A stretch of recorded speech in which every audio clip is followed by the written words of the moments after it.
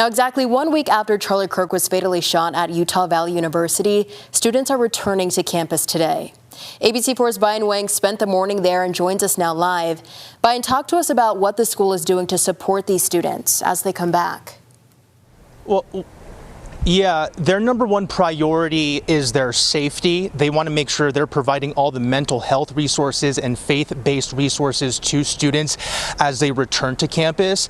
And there's a very heavy police and security presence apparent on campus, as today is the first day students are returning after that fatal shooting of Charlie Kirk. Let me step out of the way so we could kind of get a feel for that. I've seen federal officials here, the Department of Homeland Security, Orem Police, the local sheriff's department. I've also seen law enforcement from other parts of the state as well helping out to make students feel safe here, the school's number one priority. We're going to listen in on some sound from students, what they're saying about this, but first I should say that Governor Cox unexpectedly showed up here and spoke to students himself. Take a listen. Needs change, but they're not going to find it from politicians. It's got to come from you. So just please know how grateful we are. We know this is a weight on your shoulders. We know some of you are here. I can't imagine what you're seeing right now, what's happening in your minds. I know some of you are angry and you deserve to be angry. I'm not here to tell you not to be angry.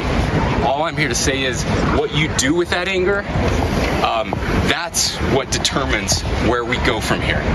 This is either the end of something terrible and the beginning of something better, or the beginning of something far worse. And I don't get to make that choice. I wish I could, but you do. All of us together as Americans, we get to make that choice. That flag, that doesn't represent any single group. It doesn't represent one part of our country and not another part of our country. I don't care where you come from. I don't care what your background is. I don't care what you believe. All I care about is that you are Americans. You are Utahns. Even if you're from somewhere else, you're here in my state. You're us, okay? We love you. We pray for you. We're going to get through this together. Okay, yes, you guys? Absolutely. Thank you. Thanks for leading us out. Thank you.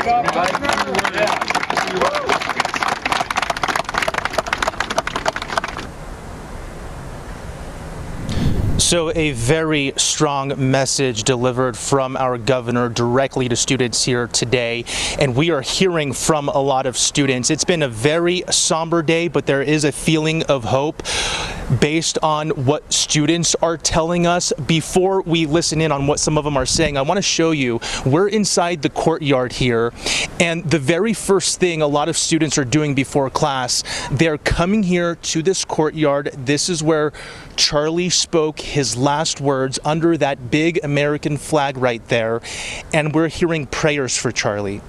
We're seeing them pay tribute to Charlie. We are hearing them who may have not known who Charlie was. We're hearing those students say that they're just reflecting on what a tragic moment this is in our nation's history that happened on their campus. Take a listen to what some students are telling us. I think the entire campus is going through a measure of trauma, just because nobody should have to have this at their college.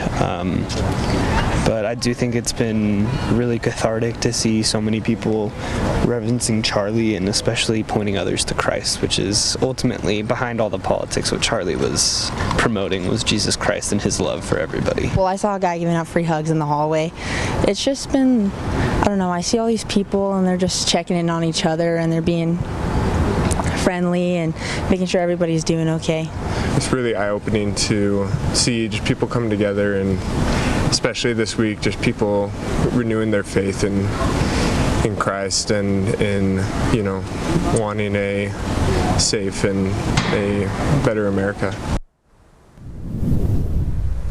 And the number one theme I'm gathering from students is right now is a time for unity. When we were speaking to school officials here earlier this morning, they said that this is a campus where they want to encourage open dialogue. They don't want to have to monitor each conversation. because of what happened here, but they said to protect student safety and that they understand that because this is a heavy time right now, that they're going to be watching groups gather. They're going to kind of listen in on some of those conversations so they could get a better pulse of what students are thinking, but also because of what a sensitive time it is right now. Now, I got to be honest, earlier this morning we were getting shots ahead of time to show in this newscast about showing those mental health resource signs, but you know what? I come to find out they're all over campus. We don't need to show video that we recorded earlier. We'll show it to you live. That sign right there that you see, that is placed in nearly every portion on campus. It's near every classroom. It's even in the bathrooms, posters of it at least, hanging up over the washers.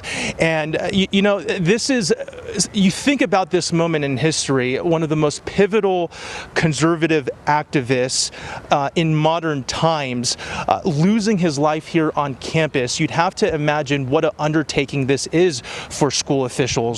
And so they are just hoping that they are doing the best they can to make this transition back to campus as smooth as possible. Alyssa?